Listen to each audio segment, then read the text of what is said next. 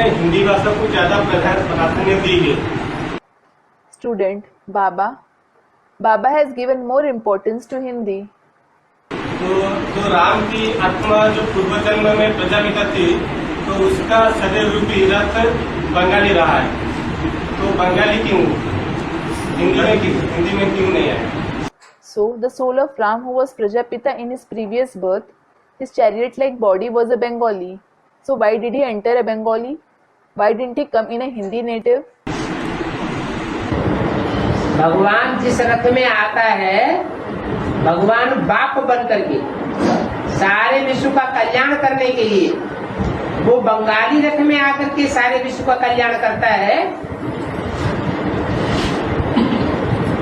या ठेठ हिंदी वाले रथ में प्रवेश करके विश्व का कल्याण करता है?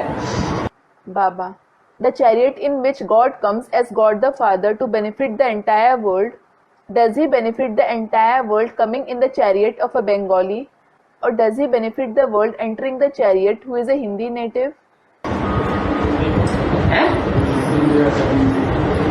हिंदी भाषाभाषी तन में आकर के कल्याण करता है।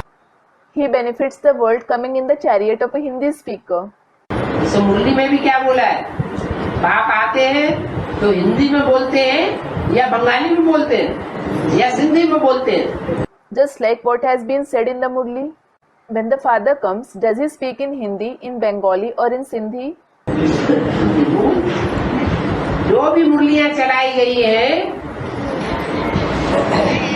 वो बंगाली भाषा की नहीं है, सिंधी भाषा की नहीं है, ठेठ अंग्रेजी भाषा की भी नहीं है।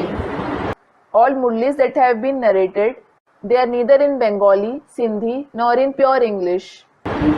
सारी मुरलियां उसी भाषा में है जिस भाषा में प्रजापिता अपने दूसरे जन्म में अच्छी तरह से समझ सके। All the Murlis are in the very language which Prajapita can understand nicely in his following birth. जैसे कि सारी मुरलियां उसी के लिए चलाई गई, as if all the Murlis have been played for him.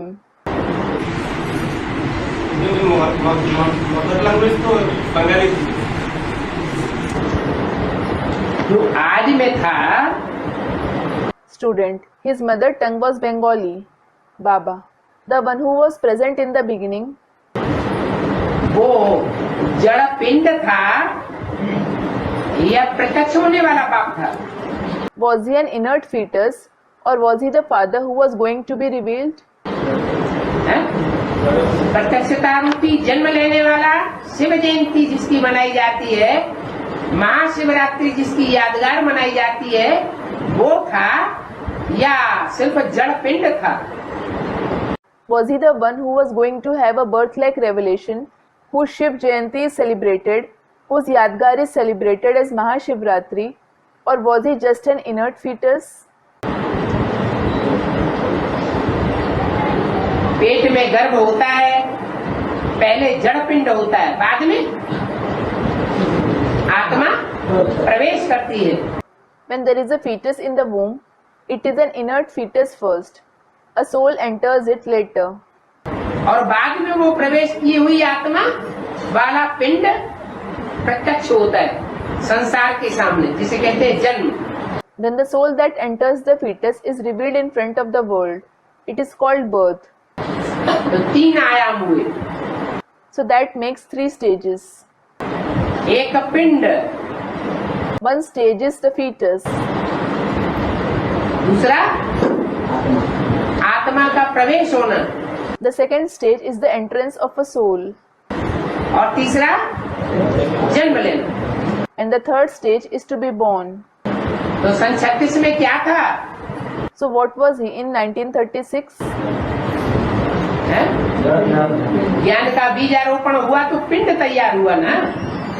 When the seed of knowledge was sown, a fetus was ready, wasn't it? सन 76 में soul ने प्रवेश किया। In 1976, the soul entered it. Shiv Jayanti नहीं हुई पक्की पक्की। It wasn't the real Shiv Jayanti. Shiv Jayanti कब होगी? When will there be the Shiv Jayanti? जब बच्चा बाहर आता है। when the child comes out of the womb. तो शिव जयंती अभी होने वाली है या हो गई? So is Shiv Jayanti going to take place or did it take place? है अभी होने वाली है। It is going to take place now.